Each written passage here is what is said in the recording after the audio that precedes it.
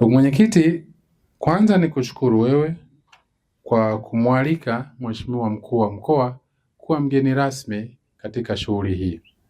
Mheshimiwa Mkuu wa Mkoa amepata dharura na badala yake amenituma mimi nimwakilishe katika shughuli hii kuwa mgeni rasmi kuyasema yale ambayo yeye angeyasema pindipo angekuja katika shughuli hii. Ndugu zanguni,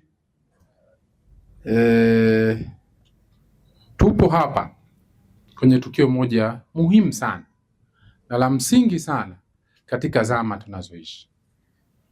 Tupo kuadhimisha wiki moja ya jumuiya ya wazazi ambayo ni jumuiya yetu katika Chama cha Mapinduzi. Historia imesemwa, imefafanuliwa na imetaja mambo muhimu na ya msingi sana kuhusu jumuiya yetu, kwamba ni miongoni mwa jumuiya za mwanzo kabisa kuanzishwa tangu wakati wa tano, na mwenezi akaeleza kwamba mwaka 72 ikabadilika kutoka TAPA kuwa jumuiya ya wazazi. Sio mwaka 72, ni mwaka 78. Kimsingi ilianza kama vikundi kabla ijawa jumuiya ya TAPA. Historia inatueleza hivi. Dawa walikuwa na vikundi vyao, Tanga walikuwa na vikundi vyao, na maeneo mengine walikuwa na vikundi vyao. Vikundi hivi vikaungana mwaka 56 na mwaka 57 ikatengenezwa na kuundwa rasmi jumuiya ya TAPA kama ambavyo imeelezwa. Wakaianzisha jumuiya ya TAPA na kuiongoza, ikaenda kufanya kazi chini ya tano mpaka mwaka 77 pale ambapo sasa tano na ASP zikaungana kuunda Chama cha Mapinduzi. Ilivyoundwa Chama cha Mapinduzi kilitengeneza katiba ya Chama cha Mapinduzi ya mwaka 77. Kwenye katiba ya mwaka 77 ya Chama cha Mapinduzi, katiba ile ibara ya 123 sehemu ya kwanza ndio ikatamka uanzishwaji na uwepo wa jumuiya ya wazazi. Kifungu cha pili, kifungu cha tatu, cha 4 na cha 5 kikaeleza majukumu ya jumuiya hii ambayo chama imekiunda. Majukumu ya awali yalikuwa manne.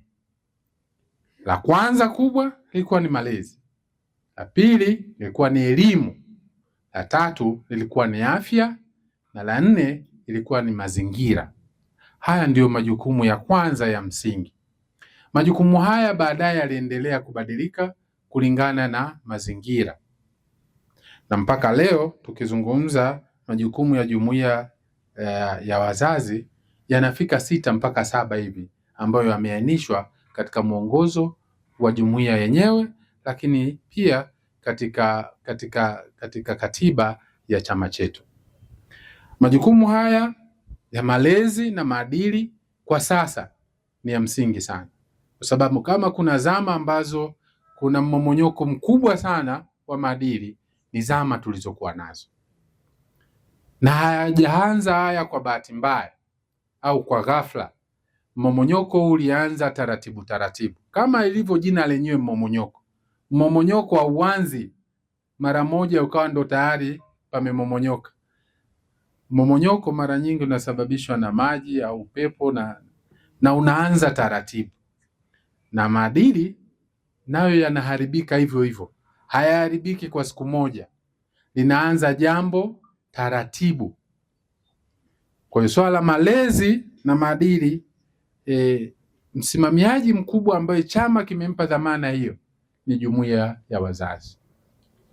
Kwa hiyo leo tunapoona maadili katika jamii yetu yanaharibika, vijana wetu wameharibika, wanapotea, wanapotoka, sisi tunaotakiwa kumtazama kwa karibu ni jumuiya ya wazazi, kwa sababu jukumu hili chama imekipa jumuiya ya wazazi. Lakini pia utamaduni wetu leo, utamaduni wa Kitanzania, utamaduni wa Kiafrika unaendelea kuondoka katika jamii yetu.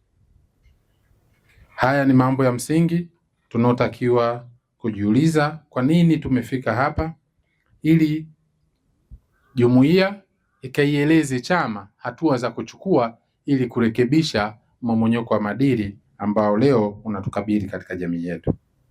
Lakini swala elimu na usimamizi wa shule, hili nalo ni jukumu la jumuiya.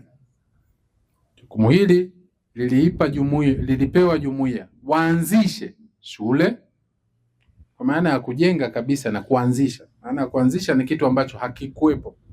Kwa hiyo jukumu la kwanza jumuiya ya wazazi, pale tu unapokuwa kiongozi, uanze kufikiria wapi hakuna shule na tunafanyaje pale ipatikane shule. Hilo ndio jukumu ambalo limetajwa kikatiba. Lakini na pili, kusimamia. Kusimamia ni katika zile ambazo zipo. Kwa sababu jumuiya yetu imetajwa kwenye historia mpaka inaondoka TAPA inakuja jumuiya ya wazazi, ilikuwa na shule zaidi ya 233, lakini na chuo pia walikuwa nacho. Chuo cha Mtunguru kule Ukerewe ilikuwa chini ya jumuiya ya TAPA, ambayo nayo pia ilipewa jumuiya ya wazazi baada ya kubadili jina. Kwa kusimamia hizi shule, kuona kwamba zinafanya vizuri, zinaandaa vijana wazuri wenye maadili, wenye elimu, yenye ustaarabu, ambao wanaheshimu utamaduni wa Kitanzania na wa Kiafrika. Hili ni jukumu la jumuiya yetu ambao nalo tunao wajibu wa kuhakikisha kwamba tunalisimamia. Lakini jukumu lingine linalohusiana na elimu ni kuboresha. Leo hii tunaandaa mitaala katika ngazi ya taifa, kwenye bunge na kwingineko, tunapitisha mitaala mbalimbali kuboresha. Jumuiya ina wajibu wa kuishauri serikali, kuielekeza serikali namna ya kuandaa mitaala bora ambayo inazingatia maadili, heshima na utu wa Mtanzania na utu wa Mwafrika. Lakini si hilo tu, jumuiya hii inayo jukumu la kujenga chama na kusimamia misingi ya chama. Ni kazi ya jumuiya hii ya wazazi kuhakikisha Chama cha Mapinduzi kinapata wanachama wengi zaidi, kinaeneza sera, itikadi ya Chama cha Mapinduzi. Hiyo pia ni kazi ya jumuiya hii ya wazazi ambayo tunatakiwa kuifanya ili chama chetu kiweze kuimarika. Jukumu la kuimarisha Chama cha Mapinduzi linaendelea kubaki kwamba ni jukumu la wazazi. Lakini jukumu lingine pia ni kupambana na ukatili wa kijinsia. Leo hii kila ukifungua vyombo vya habari, matukio ya ukatili, unyanyasaji yameendelea kuongezeka. Ukatili dhidi ya watoto, akina mama, ukatili wa kijinsia, unyanyasaji wa kingono na unyanyasaji wa kila aina umetamalaki katika jamii zetu. Jumuiya hii inatakiwa kutuletea suluhu, kutuletea namna ya kuondokana na kukomesha vitendo hivi vya unyanyasaji na udhalilishaji ambavyo vinakithiri katika jamii yetu. Lakini jukumu lingine nilivyosema ni swala la uchumi, lakini pia kusimamia mazingira. Lazima jumuiya ijipange kusimamia, kuanzisha na kuendesha miradi ya kiuchumi, lakini pia kusimamia shughuli za maendeleo ambazo zinatekelezwa na serikali ya Jamhuri ya Muungano wa Tanzania katika ngazi zote. Haya ni majukumu ya msingi ambayo jumuiya inapaswa yasimamie. Lakini pia kuhamasisha, hamasa kwa taifa, kuhamasisha utunzaji na ulinzi wa maadili yetu kama taifa, kuhamasisha wananchi wa nchi hii kuheshimu sheria za nchi yetu, lakini pia kuhamasisha wananchi wa nchi yetu kuwa watu wenye hamasa, waaminifu kwa taifa lao, wenye uzalendo, wenye kuheshimu misingi ya utaifa katika taifa hili. Ndugu zanguni, taifa letu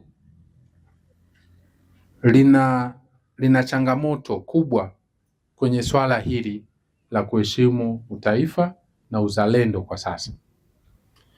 Mwalimu Nyerere mwaka 1995 nadhani ilikuwa ni tarehe 13 mwezi Machi, alitoa hotuba akieleza juu ya nyufa ambazo zipo katika taifa letu. Hii ni zaidi ya miaka karibu inakaribia 30 sasa tangu tarehe hii imepita. Mwalimu alitueleza kuhusu nyufa ambazo alitoa tahadhari kwamba tusipozitibu, tusipoziziba zitaliangusha taifa letu. Alitaja nyufa 4, na nyufa hizo wakati mwalimu anazitaja zilikuwa wakati ule inaonekana kama mwalimu anasingizia hivi, ni kama vile hilo jambo ni dogo sana hivi, lakini mwalimu amelikuza sana. Lakini ukweli ni kwamba alikuwa analielezea jambo kubwa sana ambalo leo tumeanza kuvuna madhara yake ndani ya Tanzania hii. Alieleza juu ya udini, akaeleza juu ya ukabila, na mwalimu akaeleza juu ya ukanda na muungano wetu, kwamba watu sasa wanatajana kikanda, wanatajana kikabila, wanatajana kwa dini zao.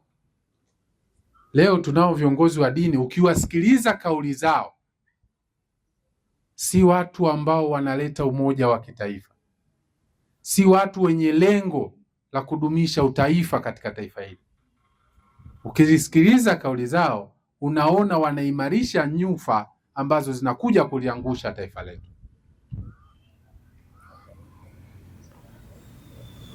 Watu wanahamasisha ukabila. Ukabila leo imekuwa ndio kete muhimu ya kisiasa, kwamba mtu hana hoja nyingine ya kuomba kura na kuungwa mkono isipokuwa ataje kabila lake, kwamba sisi akina fulani. Hana hoja nyingine ya kuomba kura isipokuwa ataje dini yake, kwamba sisi sasa ni zamu yetu, sisi akina fulani. Haya ni mambo ambayo yanakuja kuliangamiza taifa letu. Na kwa kweli jumuiya hii inapofanya maadhimisho haya ya zaidi ya miaka 70, ni muhimu tukakumbushana haya. Ni muhimu tukachukua hatua sasa ya kuzuia viongozi wetu wa kidini, wa kikabila na wengineo kutoa kauli ambazo zinaleta mpasuko ndani ya jamii yetu. Tumeanza kuona madhara ya kauli za viongozi wa dini. Mimi ni Mmakonde, natokea Lindi kule Mtwara. Mlikuwa mnaona kwenye vyombo vya habari, lakini sisi ambao tulikuwa tuna ndugu kule ambao walikuwa wanatuelezea uhalisia wanayotokea wakati ule wa, kama mnakumbuka, Kibiti, Rufiji, Newala kule na kwingineko, vikundi vya vijana waliohamasishwa kidini wakabeba silaha wakaanza kuua askari, wanaua viongozi wa serikali, viongozi wa chama, wamehamasishwa tu na viongozi wao wa dini. Na tukapata tabu zaidi ya miaka 4 hapa 5 tunapambana nao ndani ya taifa hili kwa athari ya kauli ya viongozi wa dini.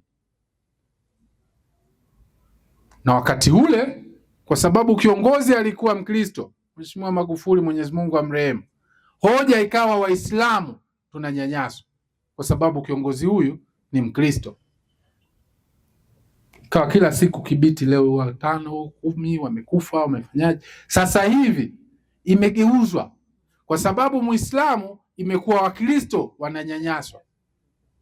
Watu wana ajenda ile ile ya kulivuruga taifa letu. Wakija huyu wanatafuta hawa, akija huyu anaenda kwa hawa, ili mradi mchonganishwe, ili mradi mpambanishwe. Na haya ni lazima tuyakemee. Haya lazima tuyakatae. Na wanasiasa wasijiingize huko, kwamba unataka kuungwa mkono kwa kutumia dini yako, unataka kuungwa mkono kwa kutumia kabila lako, unataka kuungwa mkono kwa kutumia kanda yako. Ukifanya hivyo utagawa watu. Ukigawa watu umeligawa taifa hili. Ukishaligawa taifa hili hatutakuwa na taifa. Leo mimi hapa ni Mmakonde, nipo kwa Nyiramba huku na ninaishi vizuri kabisa. ni kiongozi na wamenikubali na tunaendesha nchi yetu vizuri. Wapo madiwani hapa kina Kimambo, Mchaga huyu amekuja hapa, ni kiongozi kwenye chama, mjumbe kutoka mkoa ambao sio wa Wachaga, na diwani anawakilisha watu. Na hii ndio Tanzania ambayo tuko nayo, lakini tunakoelekea zinatengenezwa sumu. Sasa nyinyi wa Nyiramba mtakubalije bwana kuwa na DC Makonde? Ndugu mwenyekiti, nilisema nitazungumza kidogo, lakini tayari nadhani nimeshakula dakika zinaenda 15-20. Sitaki niendelee kuongeza maneno mengi. Ni karibu maadhimisho haya ambayo yameandaliwa kwa ajili ya watu kujikumbusha wapi jumuiya yetu imetoka, wapi ilipo, na tufanye nini sasa kuitengeneza jumuiya bora zaidi kwenda huko iliko. Jumuiya hii imepita kwenye viongozi na mikono ya viongozi wengi.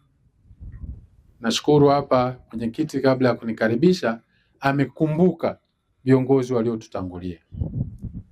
Wapo wenye viti wa jumuiya hii ambao wamepita miaka hiyo tangu jumuiya imeanzishwa. Mwenyekiti wa kwanza wa jumuiya yetu hii alikuwa Mzee Lusinde. Nadhani hili pia kwenye historia ni muhimu kuwakumbuka hawa waasisi.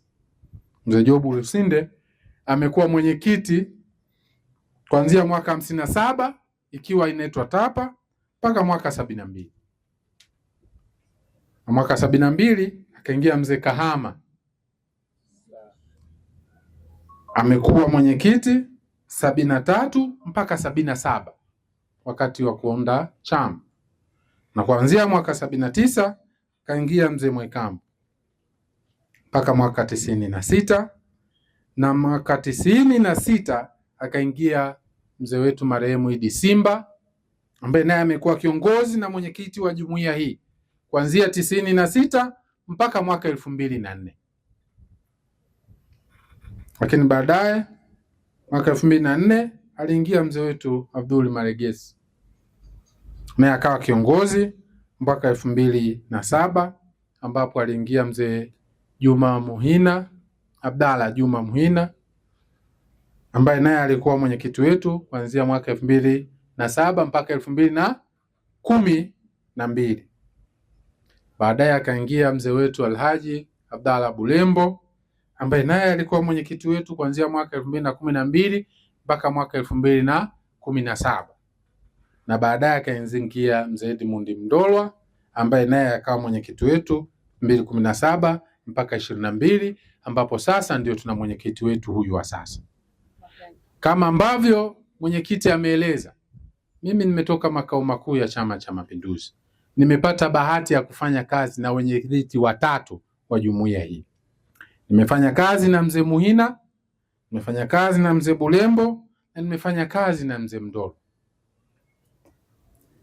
Lakini hata makatibu wakuu, huyu tuliokuwa naye sasa Ali Salum Hapi ni katibu mkuu wa 14 wa jumuiya yetu hii. Naye ni zao la chama hiki, na tumekuwa pamoja kwenye chama hiki, tumeajiriwa pamoja kwenye chama hiki, tumesoma pamoja pia na ndugu Ali Salum Hapi. Ni katibu mkuu mzuri, anajaribu kupambana kuibadilisha jumuiya na kuifanya kuwa bora zaidi. Tumuunge mkono, tuwape nguvu viongozi wetu wa kutujengea jumuiya bora zaidi kuliko ilivyo sasa na hapo kabla. Ndugu zanguni, baada ya kusema hayo, niwashukuru sana na nimshukuru sana mwenyekiti, niwashukuru viongozi wote wa meza kuu, lakini pia niwashukuru nyie kwa kuvumilia muda wote huu mpaka sasa kwa ajili ya kumalizia shughuli yetu hii muhimu kabisa ambayo leo tunahitimisha ya wiki ya wazazi kwa mwaka huu 2026. CCM oyee!